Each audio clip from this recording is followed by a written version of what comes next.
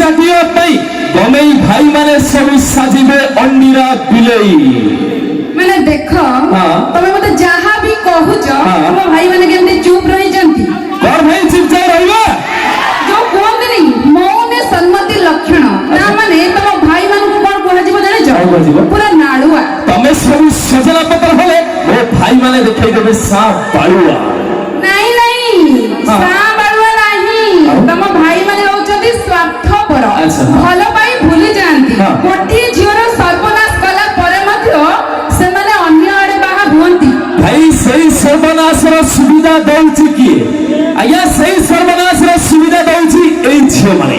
ଆଜ୍ଞା ଘରେ ଘରେ ବାବା ମା ନଥିଲା ବେଳେ ଏଇ ଝିଅ ମାନେ ନିଜ ବୟଫ୍ରେଣ୍ଡକୁ ଡାକନ୍ତି ଏବଂ ନିଜର ସୁନ୍ଦର ଚେହେରା ଦେଖାଇ ଯୌବନକୁ ଦେଖି ନଷ୍ଟ କରନ୍ତି ଏବଂ ଗର୍ଭବତୀ ହୋଇ ବୁଲନ୍ତି, ଶେଷରେ ବୁଢା ଘଇତାଟିଏ କରନ୍ତି।